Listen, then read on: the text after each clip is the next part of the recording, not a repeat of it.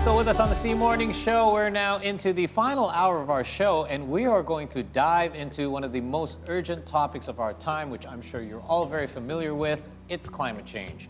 Now, the conversation is more critical than ever as global temperatures continue to rise. Natural disasters we often report on have become more frequent. Now, leaders, scientists, and activists from all around the world came together for COP29, which is a pivotal climate summit to try and find real solutions to the global crisis that we are facing. And we are going to explore what intergenerational climate action really looks like, since it bridges the gap between those who have seen decades of environmental change and those who will face its consequences. Now, to find out more, let's welcome climate reality leader Adipratomo, as well as climate reality communication and engagement specialist Hanna Wita Astaranti. Hello. Good morning. Hi. Good morning. Thank you both for joining us this morning. Thank you. Of course, thank you so much. All right. Yeah, so let's begin our conversation. We're going to start with you, Ari. Okay, we'll talk about COP29. For those that are not familiar, explain a little bit about COP29 and what were, because we know that this is, it goes by number. What were the main objectives of this particular edition of this? Okay, thank you. So this is the 29th series of the Conference of the Party. We call it for short COP. And it's held as the highest decision-making body of the United Nations Framework Convention on Climate Change, which is the UN Conference on Climate Change. And then why is very, very special this time? Because it's the time when we check whether our target has met its demand to reduce or to prevent the global temperature from 1.5 degrees uprising. And then this is also a crucial time not only to check on that target, but particularly also on the climate financing. The commitment on the climate financing is being made on this COP. Yesterday, because the meeting ran overtime for the COP, eventually many of the negotiators and countries were agreed that they will commit up to 1.3 trillion of the climate financing up to 2035. So it's one of the areas that is most important for all of us. Okay, so can you explain more why is it very much significant than previous conferences? Because we know there's 28 earlier conferences. Yes. Why is it very important? Because it's the time to show the commitment for each of the countries, whether developed or developing countries, to come together into this COP and then commit their actions and also the financing. Because without that, it's very hard for us to reach the target. Even so, it is not easy to reduce the amount of the impact that already created to the Earth. So this COP is very important because this is the checkpoint where we have to check everything, not only from the financing side, but also for the mitigation actions. So that's why one of the most important one. And then actually there are some of the agenda that hasn't been really solved during this COP, and it might be continued on the next COP in Brazil, in Belém. So we are hopefully will be reaching more, what we call it is a more realistic area of the collaborations in the next COP, in COP30 in the Belém. Okay, now, Hanna, let's talk a little bit about Indonesia and our role. What role did Climate Reality Indonesia play at the COP29 summit? Yeah, so this is our second time of joining the COP29. Last year we were in Dubai, and we were on the non-negotiation side where we host events. Like, for example, we have book launchings, we have talk shows. We're also there for speaking engagement as well.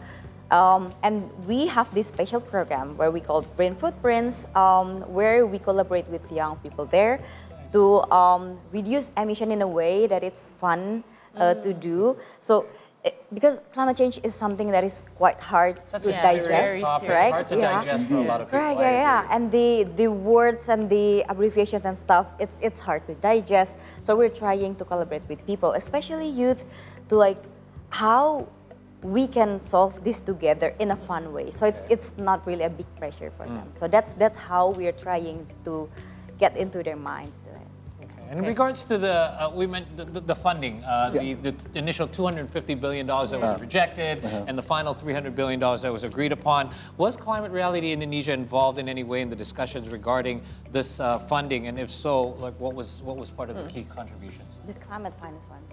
Okay, so we are not directly involved in the negotiation because, as mentioned before by Hanna, we are more into the side events, but no negotiations. But again, we observe how the situation developed over there. We see it's very intense, and it's even ran over time, like many other COPs before. But again, what we can appreciate here is the collaborative spirit.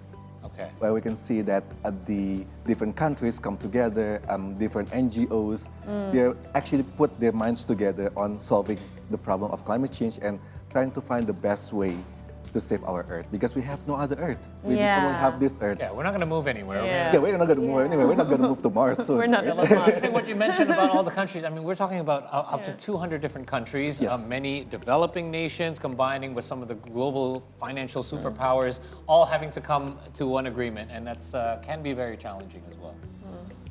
Yeah. And we also want to know, can you tell us, Hanna, about the Green Footprints initiative that launched by Climate Reality? Sure. It's a, like I mentioned, it's a fun program. What are some of these programs? I'm very curious. It's basically, for easier defining, it's like a walking tour, but like we are trying to put the environmental materials on it. Like we are doing like a city tour. We're walking, we're using the name Footprints. Exactly, exactly. Yeah. We're doing public transportation as well. But we have checkpoints where we discuss on what do you think about the wayfinding to one place to another, and then how is the pedestrian walkway, and then how is the situation? Is it like proper for someone to walk there or not? So this is a series of a program that we do. This year, we've done the Green Footprints in Yogyakarta, in Prambanan Temple as well, and then we've done it in Balikpapan and Solo. Solo was our first project, and then we're trying to like put the reports together, and then we make the one in Baku, Azerbaijan. So yeah, so we're trying to incorporate all the materials that we have gathered, and then we're taking it to Baku, so everyone can. We're expecting the international participant to be there as well, so they can see like how was the situation in Indonesia and how is it compared to the one. So this is a way of you to gather feedback as well, not only to introduce it in a more fun way, but to gather feedback as to how improvements can be made as well. Exactly. What was some of the feedback like? I'm actually curious. Like for example, we are, since you know, in Indonesia, it's not very common for us to like walk from one place to It's another. fairly new here in Jakarta. Yes, if you think about exactly. it, right? Yeah. That's one thing that makes it different from other countries. Like for example, in Solo on Yogyakarta, the pedestrian walkway is big enough and it's proper for someone to like walk on it. As the one in Baku as well. So it's a different situation like the one in Jakarta. And then the wayfinding as well, it's different in a way that it's easier to find a way of going to one place to another in another countries, if I want to say. But like that's integration of systems, right? Exactly. But that's what makes it unique, because we actually know that there are things that we need to improve, and perhaps we cannot like only rely ourselves on the government. We have to like work ourselves. Like for example, there are many organizations and communities that are doing this as well. So urban mobility is something that we are trying to work on, because it affects the reducing emission campaign and then the air quality and stuff as well. Yeah, we have to do our part. Exactly. Every day. Now, speaking about broader view, broader perspective, maybe I'm gonna come back to Mas Ari. Yes. To what extent can this agreement, the ones that we already have from COP29, can help developing countries to achieve like global climate targets? And since the amount was deemed to be far lower than what is required. Okay, so why is it important for the developing countries? Because we at the developing countries may need substantial support, especially in the climate mitigation, adaptation, and also loss and damage. If we only depend on our own resources to just cope up with the issue of climate change, it may not be enough, or it may not be fast enough to meet the demand. Therefore, it is very important to have support from the developed countries to give us more push and then more power to just propel ourselves towards a more greener and sustainable ways of not only transportation but on energy and many others. So it is important. But another important thing is that what we can observe from the COP29 in Azerbaijan is that the intergenerational participation. Okay. How so? Because yes, youth over there is given a place to not only discuss but also to voice out their ideas and their positions. Despite that, it may need some more improvement on that, but we can see that the recognition, that's the most important thing for us here, that we at Climate Rally Indonesia work a lot with the youth. Recognition is one of the areas that is very crucial for us. We know that, by the way, sorry for interrupting, we know Sure. that from one COP to another, there is more and more focus when it comes to the youth. In fact, at the end of every COP, there's usually I'm sorry if the name slips my mind, but they basically come up with a list of agreements from or suggestions from the youth group of COP for them to be able to, kind of like an action list, if you will, or a checklist. How much more seriously are the youth's voices being taken now at these COP summits lately, do you think? Yes, it is interesting question because on this one, they have the opportunity to deliver their points during the plenary sessions. Directly, Nice. Where many of the leaders and also the head of the delegation are present. And this is one of the areas that is important for us because it is a recognition, a strong recognition. But again, in many countries, this opportunity may not be equal. So because we're not only depending on the COP29 as the sole problem solver for all the climate change problems around the world. Of course. We have to also depend on each of the countries to also, reach more ambitious targets. But therefore, in each of the countries, the opportunity for youth to present themselves, to be recognized, to be given the opportunity to voice out their voice is one of the areas that we have to still work on in many countries. Yeah, and I think that a lot of them, there's so many smart youth that have come up with amazing solutions. They're brilliant. And it would be a shame if, the suggestions that they made are just left at that as suggestions. Now, I want to go back to the previous point that we made about some of the countries that actually protested against the initial funding that was suggested. The point here being is that, or the argument rather, is that a lot of the richer nations are contributing more towards the situation right now when it comes to climate change, for example, pollution and greenhouse gases. So was that argument valid, and was that finally received as hey, the richer nations that are contributing more to pollution should have to pay more? And is that how it ended at the end?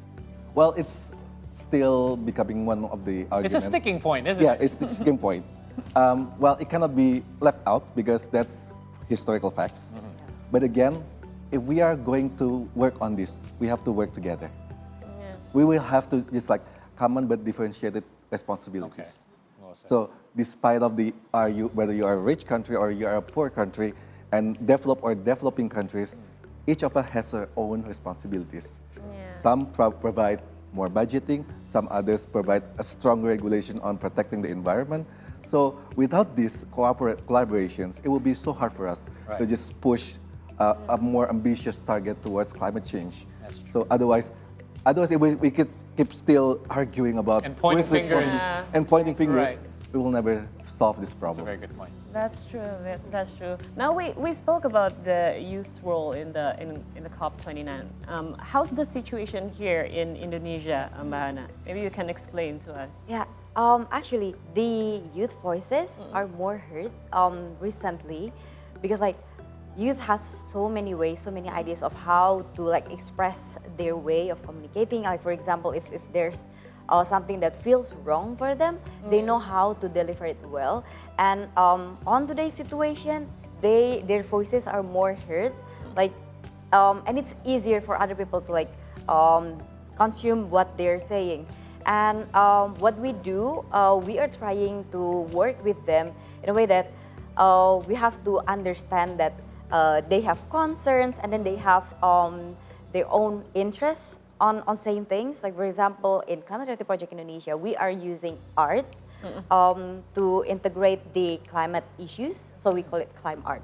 Nice. Yeah, so we're trying to put the issues, the bigger issues, into something that is easier to digest. Like for example, through music, through art, through videos and stuff, because everyone is on their screen, right? So we are trying to integrate the digital world into and using it as a climate action way to solve the current problem. And then in COP, we are also speaking and also collaborating with the youth. Like for example, Mas Ari there was invited to Young young panel. Yes, high-level panel. High-level panel as well. Yeah. And then we are working with Young Go as well. It's a youth focal point in COP. So yeah, we're working with them to like create something that we want to other people to hear. So what really important is when we're walking and to go together with youth, we are collaborating with them and trying to find how they see things, and then we're trying to put our shoes with them, and then walk like and collaborate and doing more actions. Like, Okay. Do you feel like the youth voices, because we do know that, I mean, when we just went through our last election, look at how many new voters there were. We have, out of all the countries in the world, I believe we have the largest population between of the younger working age group as well. Do you feel that that is an advantage for us because we have such a larger, when we talk youth, we're not talking just teenagers, but basically between 20s to 30s as well. Do you feel like this is actually an advantage for us because these are the group, the age group that can actually take action when it comes to Yes, that's a big advantage for us. Like for example, in Climate Project Indonesia, we are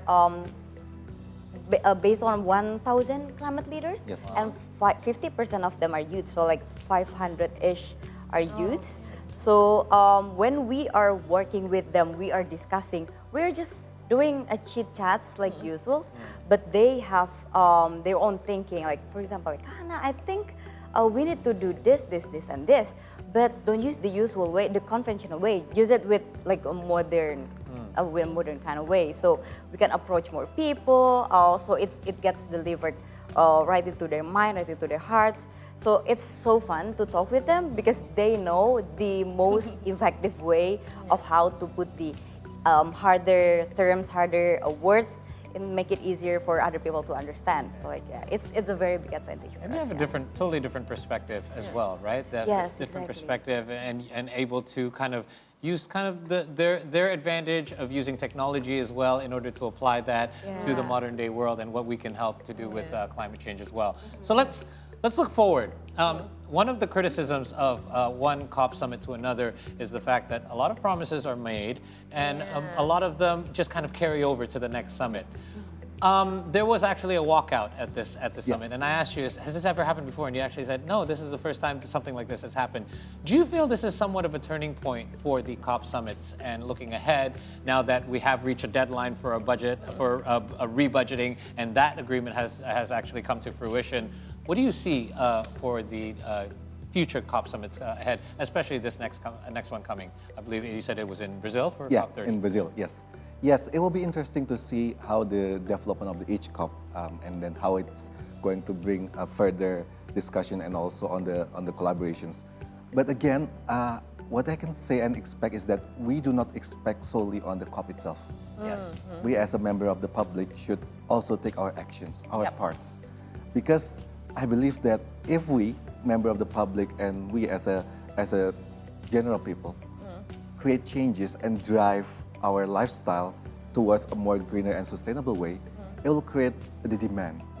Thus, the demand has to be followed by the regulations, by the government, and they just have to follow their constituents. Because if we make the climate change as our priority in everything, not just in our daily life, but also in politics, for instance, then the politicians, the government, and business has to follow us. Yeah. And then this will be one of the greatest change, I guess, if we can change our mindset, change our way of life, and to push government, to push the business to follow us. So solely depend on COP is not the solutions. But again, it's a good turning point where we can actually have the regulations, the agreement at the international stage. But the again, highest level, right? Yeah, the highest level. But again, the devil is always in the detail. Yes. On how to basically, channel the funds, access the fund, and many others. But again, it's a good one. But again, it's it requires all of us. I agree with you. Hands. I know exactly what you mean. It's sometimes the general public will see something like, oh, there's a COP summit taking place. Yes. They'll take care of all our environmental issues. Yeah, and So we don't have to do anything. they'll come up Yeah, with all the yeah. solutions, Yes. but we don't realize that it requires all of us to make all of these solutions happen. Yes, And agreed. not just for allowing the from the Yeah. higher ups and for them to take care of everything. Yeah. And I think that basically this is just a platform for all Yeah. the countries to get together Yeah. and have these discussions, but it requires us at the basically grassroots level, isn't Yeah. it? Every little thing counts. Take public Yeah. transportation, you know. That's true. Don't throw, don't throw your garbage in a river. I mean, these are simple things that are still happening, unfortunately, around our now, country. how can we make sure that we as a society, we take part in, this is not only being a discussion, but it has to be action. How do we make sure that everything that we achieved in COP29 is, on the right path? Yeah, so every time we're talking with other people, we are also telling them that there are three ways of solving the climate issues, and it's not only like relying on the COP itself. Like we have to work with the government, with the business owners, and also as an individual as well. Yeah. And of course, we cannot like only demand the government to like do everything for us, and we cannot like just trying to protest and like do everything we can to make the changes happen from the up to the bottom. But like we have to make sure that whatever we do, it includes everyone on it as well. So we're not only like thinking about ourselves, because like of course if we're talking about the future, we're thinking about what will happen in the future. As for me, is it going to be safe for me? Is it going to be safe for my family? But we also have to think about the other people as well, and that's what make the collaboration happen. So again, if you're talking about youth, the youth are thinking forward because the future is in their hands, my hands, my Aunt Masari's hands as well, because it's part of us, but we have to make sure that the collaboration happens between the three of this. Yes. So it's not only thinking about our future, my future, but like our future. So yeah, the campaigns, the programs, the activities that we do, it always includes these three. So, Whenever we talk about stakeholders, we sometimes forget that we ourselves are stakeholders. yeah, in all of exactly. this, Yeah, right? yeah. Not just those involved. So, real quick, you mentioned details. I believe a lot of our viewers, I'm sure, including many of us here, are not exactly sure what details we should be focusing on when it comes to climate change. So perhaps you could share on how people can find out, our viewers, more information when it comes to what we can do as a society. Perhaps more details on how we can get in touch with climate reality and things of that sort. Yeah, it's important first to involve ourselves in a circle where we have the same vision and mission. Okay. Like for example, if we want to know more about what's happening, we can always in tune with the other organizations as well.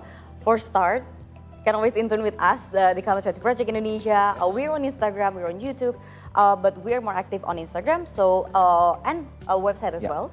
So it's at Climate Change Ina on Instagram, and we work and collaborate with other organizations as well. And from that, we can see what organizations or what communities that we are suitable to fit in. Okay. Because many organizations are trying to find volunteers to work together, and they have their own campaigns, missions, and events. Even though we work together as an NGO, but they have their own focuses. Right. So yeah, starting from that, that's important because if we are on the same boat, we're on the same circle, we have the same mindset to do the things that we have to do.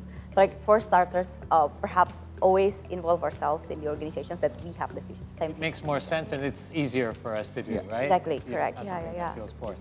Thank you all so much for coming on the Thank you. program. Thank you, Masari. We've only heard the news stories of what happened at COP29, but we're glad to get a more deeper insight into everything else that happened as well. Good luck with all the future efforts, and thank you for doing Thank you. what you've been doing Thank so you. far. Thank you so Thank much you so for much. inviting us. All right. So that was our second talk show of the day. Now let's take another break. But when we return, we will bring you more updates. So stay with us only on the C Morning Show.